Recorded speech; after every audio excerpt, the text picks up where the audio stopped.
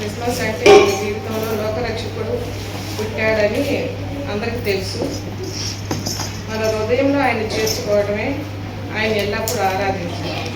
కానీ దాంట్లో 3 రకాలు. ఒకటి ప్రౌడు. ఆ ప్రౌడ్ అంటే మనం కారు కొన్నామనో అతిశయం అనమాట. కారు కొన్నామనో ఇల్లు కొన్నామనో కాదు, కానీ సంతోషం అనేది దేవుణ్ణి మన హృదయంలో చేర్చుకొని ఆయనతో సంతోషంగా గడపటమే. 2 శ్రౌడ్ అనేది కూడా ఉంటుంది.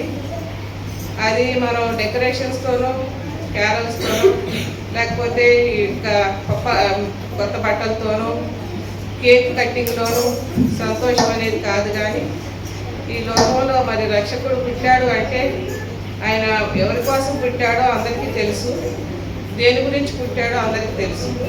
ఆయన మన హృదయంలో చేర్చుకొని ఆయనతో సంతోషంగా గడపటమే క్రిస్మస్ అని నాకు తెలుసు. ఎల్లప్పుడూ ఆయన ఆరాధించటము, ఆయనతో సహవాసం చేస్తూ ఆయన సంతోషంగా నడవడము, ఆయన దారి మార్గంలో నడవడము, ఆయనను మన హృదయంలో ఎల్లప్పుడూ సంతోషం ఆనందంతో గడపటము అనేదే నాకు తెలుసు.